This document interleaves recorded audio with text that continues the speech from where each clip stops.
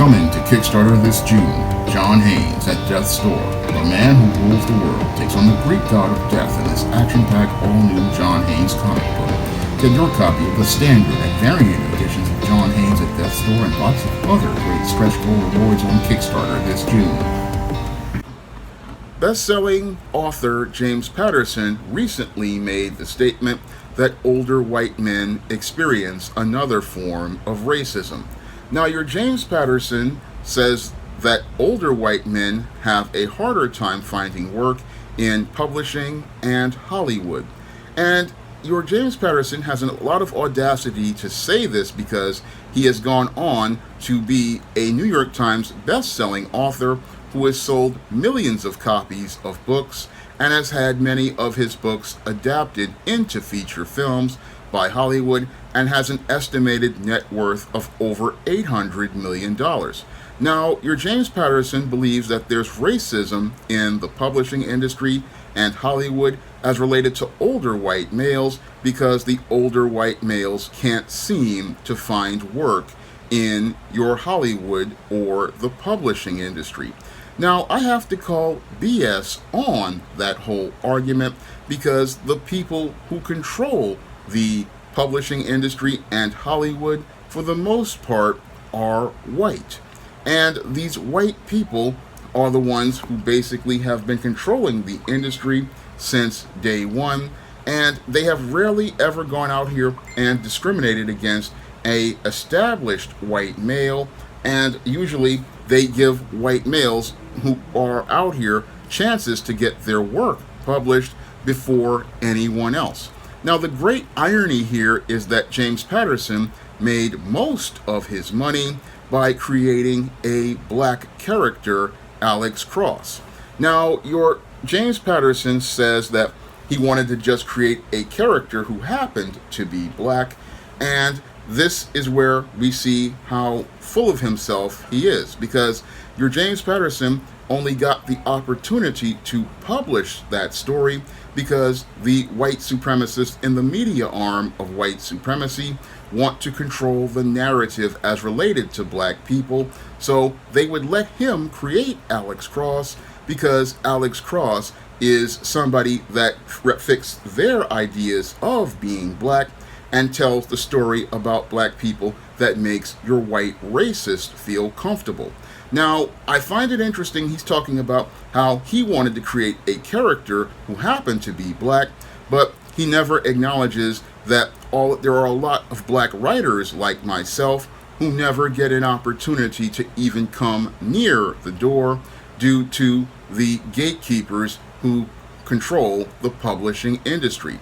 No, he's sitting here upset that, white guys don't get opportunities, but he refuses to acknowledge the thousands of black authors who can go out here and tell a story just like an Alex Cross, but can't get into the door of many of these trade publishers because the white female gatekeepers that these publishers have put up there prevent us from hearing from black authors like myself.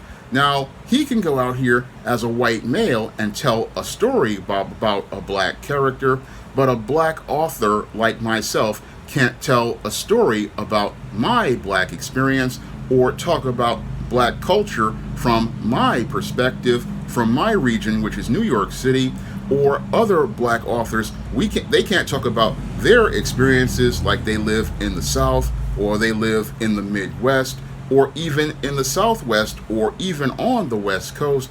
Those black authors, they cannot really get their stories to the market because, again, the white female gatekeepers, which have been appointed by the white males who control the publishing industry and the entertainment industry, don't want to read our queries. And if they do read our material, they tell us that our material isn't right for them. And it isn't right for them because it doesn't fit the stories they want to hear about black people. And that's where your James Patterson is completely disconnected as related to his whole argument that he says older white men experience another form of racism. No, older white men aren't experiencing racism. No, older white men just realize that they have to compete in the world, and that is what upsets many of these older white men who have been given lots of goodies, givebacks, and giveaways from white supremacy. And when it comes down to many of your white supremacists, they want to be able to continue controlling the system, getting the freebies, getting the goodies, getting the benefits. And it looks like your James Patterson is one of those older white males who can no longer get all of the privileges of getting the goodies, the givebacks and giveaways, because the people in the Hollywood system no longer see him as a valuable asset anymore. So that's probably why he's upset. He's sitting here upset because he cannot really get the deals like he wants. Now, your James Patterson has been still working in the publishing industry. He recently released a new novel called Run, Rose, Run, and he's going to have another book that he did with Dolly Parton, the same book with Dolly Parton, adapted into a movie. So he's also got another book, the 20th Victim, coming out. So he's sitting here talking about how white men are being discriminated against. Meanwhile, he's receiving all of the benefits from the media arm of white supremacy, and he's receiving all of the benefits from the publishing industry and Hollywood. And he's also gotten privileges like not seeing his material basically butchered, like one of my viewers had when he sold his screenplay. I mean, your James Patterson is sitting here talking about how these older 52-year-old white males are doing so bad. But if you're a 52-year-old white male and you're an established author at that point, you're not doing bad at all. I mean, if you're a 52-year-old white male, you're sitting there doing very well in the publishing industry if you've gone out here and written multiple books. But the problem with a lot of the white males is that they don't want to go out here and put in the work in learning more about what the audience likes.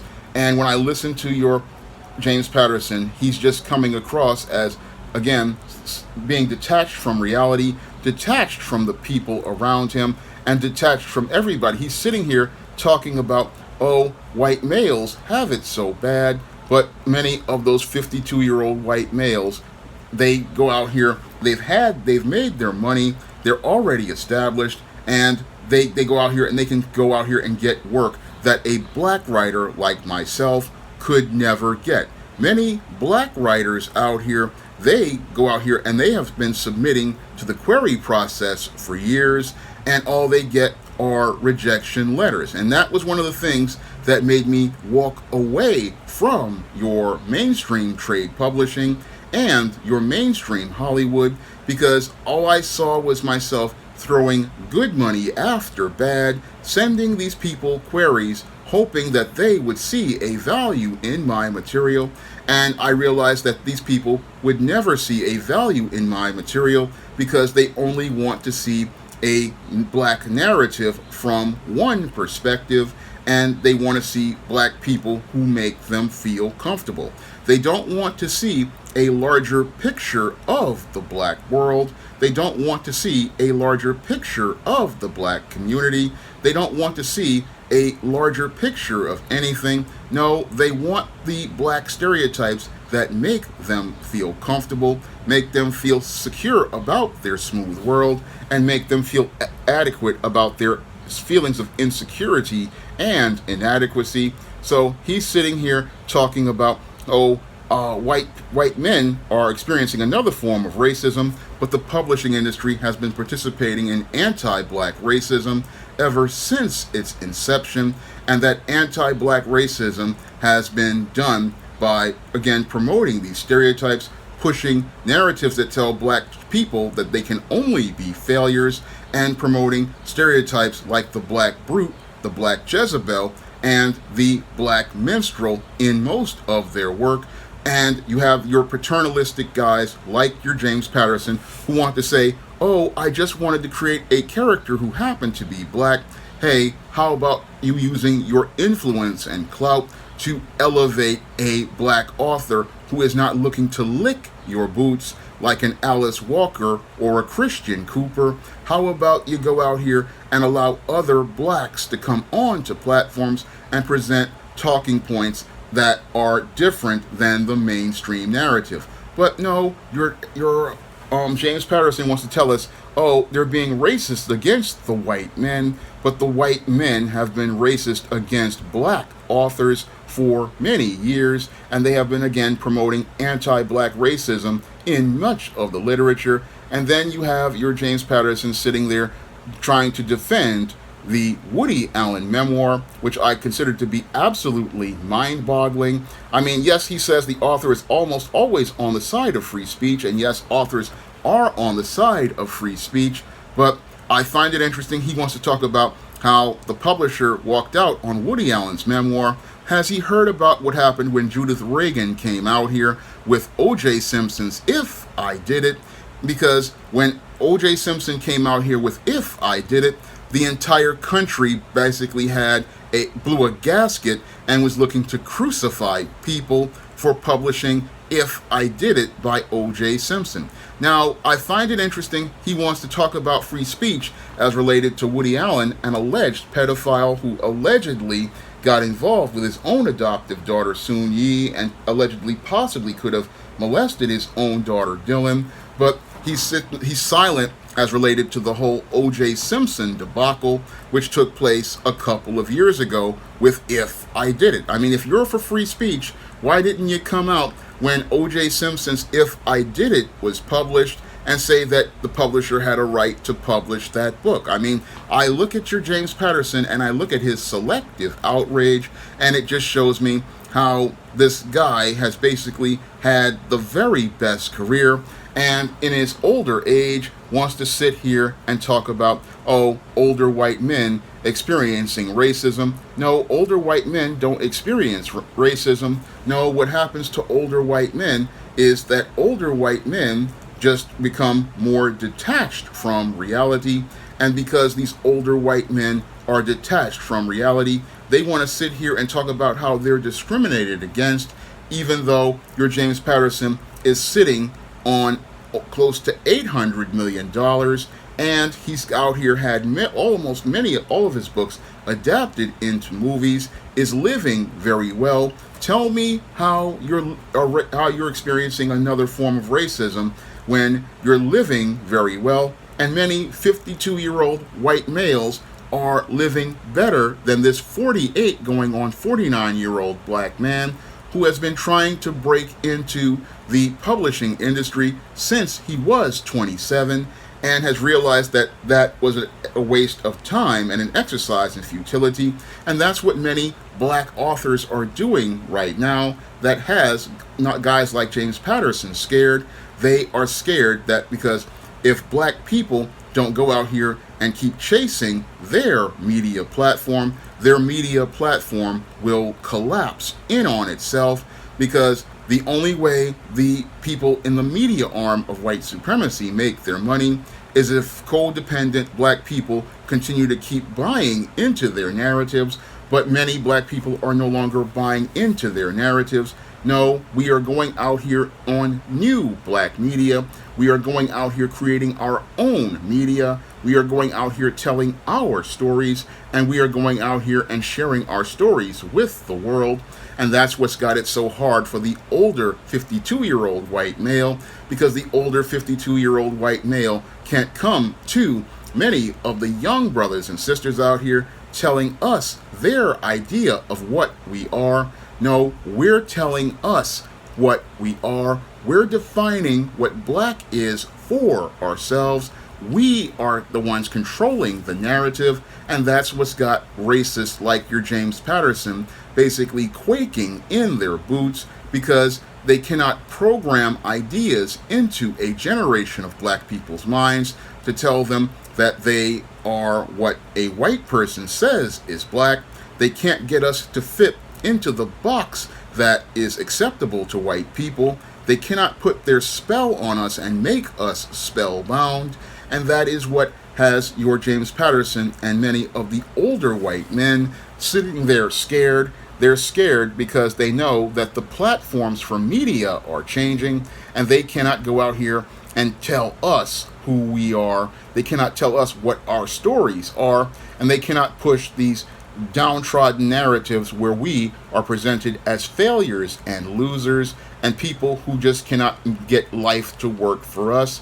They can't project their ideas onto us, and that is what's got James Patterson talking about, oh, the white men experiencing racism. No, white men are experiencing reality, and your white men are not really happy with their rose-colored world being shattered, and because they're upset about their world being shattered, you want to have them sitting there talking about how you don't meet many 52-year-old white males. Well, why don't you go over to that 52-year-old white woman who you put in charge of the publishing industry as a gatekeeper and tell her to give your white friends a job like they used to do back in the day. This has nothing to do with black people. It has to do with your white males, again, having to deal with a reality of a changing world. And because these white males can't deal with the changing world, they want to talk about racism. But the whole thing is, they are the ones who have created a racist system that has kept, again, black people out of entertainment, kept them out of publishing, kept them out of Hollywood, and now nobody black wants to continue playing their game, and now they want to try to play a mind game on black people, telling us, oh, they're being discriminated against. Well, we don't control those industries, and we don't control that business. And this author who's sitting there, again, best-selling author who has $800 million, if you want to go out here and you're so upset about these 52-year-old white males, why don't you create a publishing house and give them a job yourself? Now, if you want to pick up some of my black fiction on the SJS Direct imprint, or my men's issues nonfiction on the SJS Direct imprint, you can find all of those books on Amazon.com in paperback and Kindle format. You can also find all of those books on Smashwords, the iBookstore, and Google Play. And if you want to see me make more videos like this, you can donate to my Patreon, my PayPal, or my Cash App by clicking the links in the description box. That's all I have to say for this video. You can comment, rate, and subscribe. Now available in paperback and e-readers, E-Steam Horror of the Hyena Woman. Elle's aspiring angel takes on a wicked werewolf in this action-packed all-new E-Steam series adventure. Get E-Steam Horror of the Hyena Woman in paperback and e-readers today. Now available in paperback and e-readers, ISIS Legacy. Sorority secrets of the goddess next door are revealed in this all-new ISIS series adventure. Get ISIS Legacy in paperback and e-readers at online booksellers everywhere.